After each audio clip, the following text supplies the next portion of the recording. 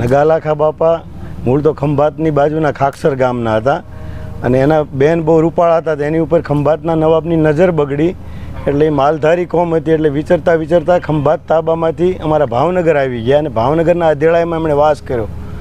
અને અધેળાઈમાં એ ઢોર ચારવા જતા નાનપણમાં. અમારા વડીલો, અમારા પૂર્વજો ક્ષત્રિય પરમ પૂજ્ય જીવણજી બાપુ વગેરે ત્યાંથી ઘોડા લઈને નીકળતા અને આ બે ભાઈઓ ઢોર ચારતા હતા. એમને ગારાના ઘોડા બનાવી અને 3 તાળી મારીને ઘોડાને દોડાવતા. એ દ્રશ્ય જોયું એટલે અમારા વડીલોને એવું લાગ્યું કે આ કોઈ ચમત્કારી પુરુષો લાગે છે. એટલે એમને વિનંતી કરી કે ભાઈ તમે બાવળિયારી રહેવા આવી જાઓ.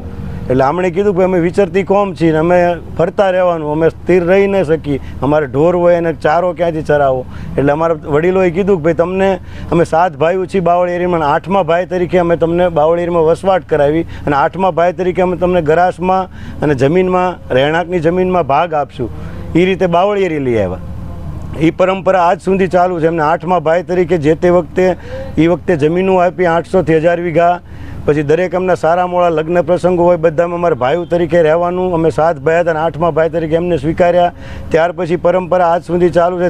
નવું મંદિર કરવાનું આવ્યું હાઈવે રોડ પર ત્યારે પણ અમારા સમાજે જમીન દાનમાં આપી. રામબાપુને નવું મકાન બનાવવાનું આવ્યું ત્યારે પણ અમારા સમાજે એમને જમીન દાનમાં આપી છે. અને આજે પણ આ કથાના માધ્યમથી વાત શરૂ થઈ કથાની ત્યારે ખબર પડી ગામમાં કે આટલું મોટું આયોજન છે અને 800 થી 1000 વીઘા જમીનમાં આ આયોજન થઈ શકે એવું છે. ત્યારે અમારા ગામના દરેક ક્ષત્રિય આગેવાનો રામબાપુને મળીને કીધું કે ભાઈ અમારા બધા ખેતરો તમને ખાલી કરી દઈએ છીએ અને આવનારા વર્ષમાં અમે ઉપજ નહીં લેવી. એ લાખો રૂપિયાની ઉપજ આવે પણ અમે તમારા આવા સારા કાર્યમાં અમે અમારા ખેતરો તમને આપી દઈએ. તમે જેવું કાર્ય કરવું એવું કરો. અને આજે આપ જોઈ રહ્યા છો કે ભાઈ વિશ્વમાં એની નોંધ લેવાઈ રહી છે એવી ભવ્ય પૂજ્ય ભાઈશ્રીની કથા તેમજ પ્રતિષ્ઠા મહોત્સવ અને લાખો માણસો અહીં જેમાં લોક ડાયરા થયા અને રેકોર્ડ બાવળિયારી બધા નવા થયા. આજે ડાયરામાં ડોલર ઉડ્યા, સોનાની નોટું, ચાંદીની નોટું અને છેલ્લી સોનાની લગડી પણ ઉડી. આ બાવળિયારી વર્લ્ડ રેકોર્ડ કર્યા છે. અને આ અમારા સામાજિક સમરસતાનું મોટું ઉદાહરણ છે. અમારા ગામની અંદર દરેક સમાજ હળીમળીને સાથે રહે છે.